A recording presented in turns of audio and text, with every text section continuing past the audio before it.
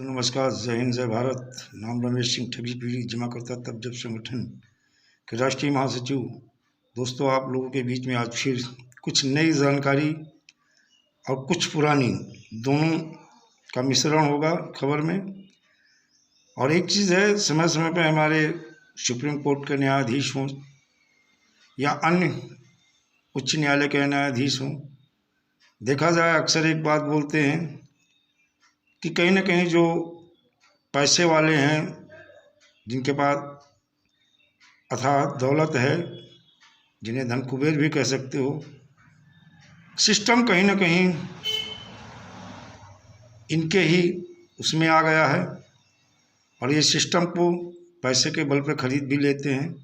अमीरों के लिए बहुत फास्ट न्यायालय खुलते हैं, बहुत फास्ट फैसला होता है, लेकिन गरीबों के लिए, पीड़ितों के लिए हमारी न्यायालय में भी जो है जो व्यवस्था है इतनी दयनीय है कि हमेशा ही चाहे वो कोई न्यायालय हो, सब पे उंगली उठती रही है। और कहते हैं विलम्ब से मिला हुआ न्याय कहीं अन्याय से भी बढ़ के है। विलम्ब से न्याय मिला हुआ न्याय नहीं कहलाता है तब तक इंसान जो गरीब हैं, पीड़ित हैं, शोषित हैं, इनका सब कुछ नष्ट हो गया होता।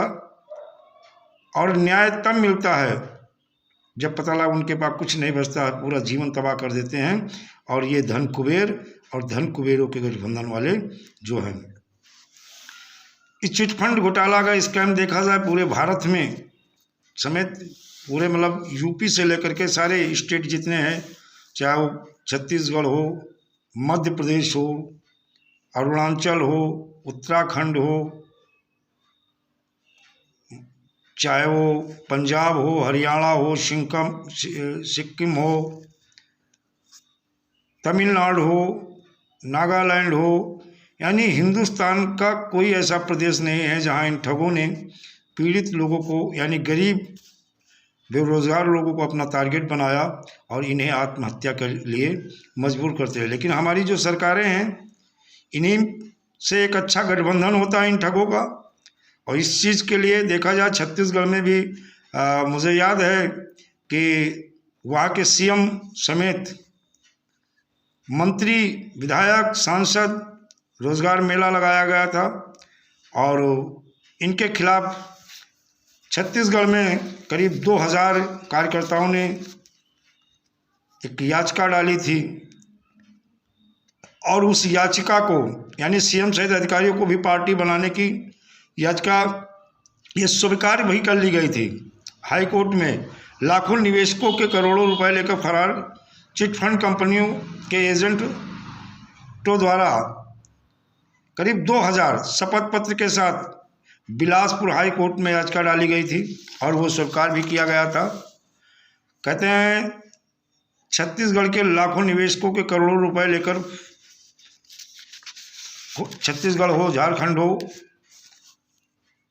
यूपी हो, मध्य प्रदेश हो, पंजाब हो, हरियाणा हो, इस तरह से बहुत सारे प्रदेशों में करीब जो है लाखों करोड़ों लोगों को जो है अपना टारगेट बनाया।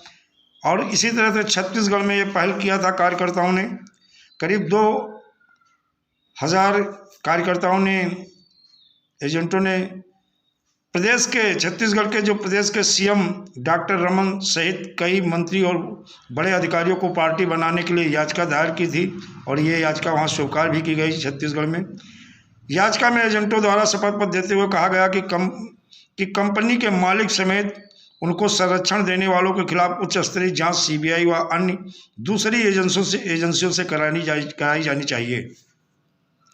आरोप है कि सरकार और पुलिस द्वारा चिटफंड कंपनी के मालिकों को छोड़ एजेंटों को पकड़ने और प्रताड़ित करने का काम किया जा रहा है। याचिकाकर्ताओं का कहना है कि अनेक एजेंट आत्महत्या कर चुके हैं। परिजनों ने उनके सुसाइड नोट गायब करने का भी पुलिस पे आरोप लगाया। दोस्तों देखा जाए जो गरीब है या बेरोजगार थे, जिनको रोजगार मुहैया कराया, रोजगार मेला लगाया गया था, बहुत सारे लोग आत्महत्या कर चुके थे और पुलिस ने भी काफ़ी प्रताड़ना की थी। उसका कारण हमारी पुलिस विभाग भी था। और ये याचिका जो है बिलासपुर हाई कोर्ट में दायर की गई थी।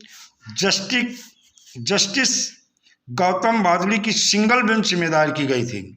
याचिका में प्रदेश भर में शुरू हुए चिटफंड कंपनी के स्टार प्रचारक, मंत्री, आईएएस, आईपीएस अधिकारियों को भी पार्टी बनाने की मांग की गई है।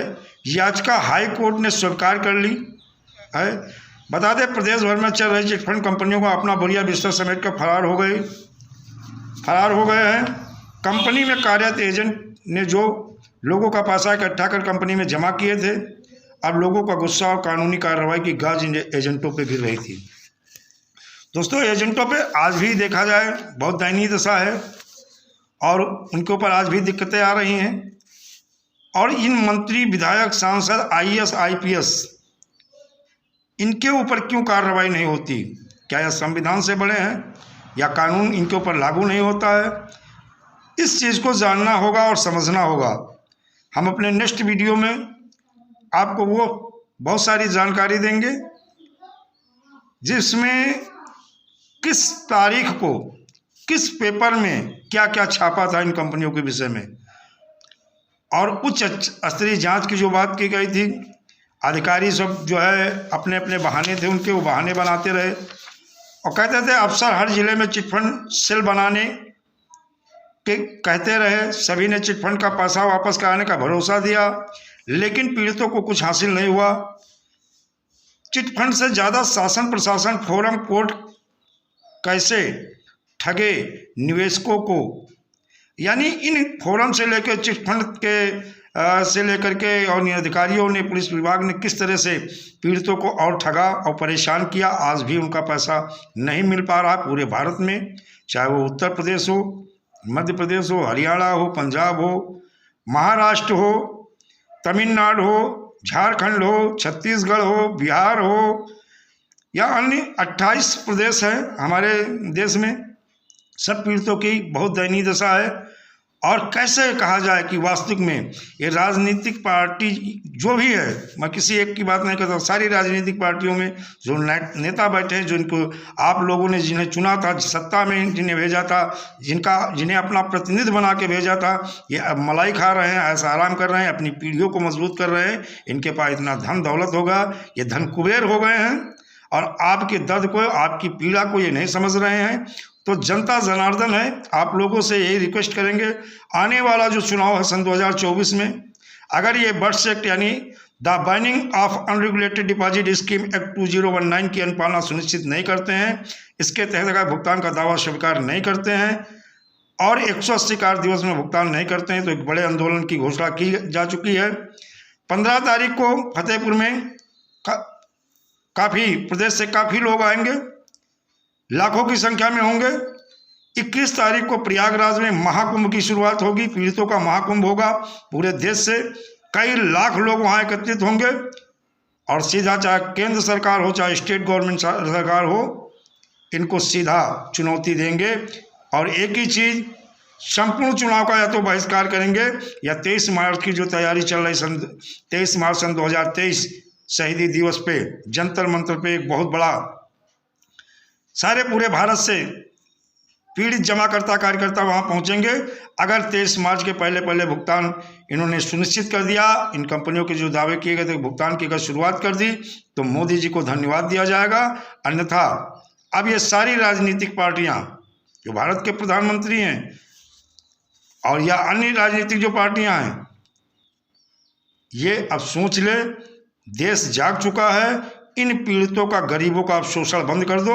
याद कर लो माननीय प्रधानमंत्री महोदय जी, आपसे रिक्वेस्ट कर रहे हैं, आपने एक भाषण दिया था पश्चिम बंगाल में ममता बनर्जी के खिलाफ कि ये महापाप का काम किया है, इनमें गरीबों का पैसा जमा है। नेता से लेकर के सारे इसमें इन्वॉल्व हैं। नेताओं ने करोड़ों अरबों रुपए इन कंपनियों के माध्यम से ठगे हैं और इन्होंने महापाप का काम किया है। लेकिन आपने बंद करवा के कौन सा अच्छा काम किया है? अच्छा काम तब आपने बंद करवाया, बहुत अच्छा काम किया। आपने थोड़ी बहुत ना के बराबर कार्रवाई की, चलो वो भी ठीक है।